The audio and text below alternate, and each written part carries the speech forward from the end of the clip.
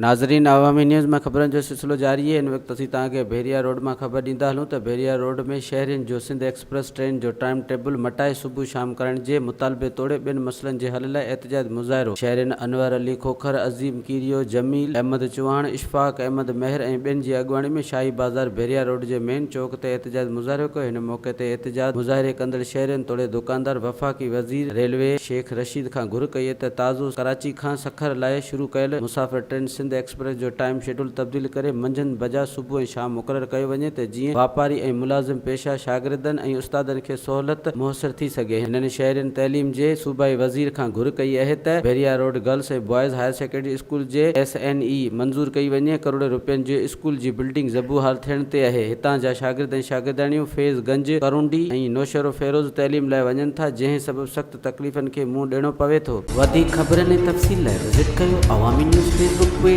YouTube page ऐं अवामी news website.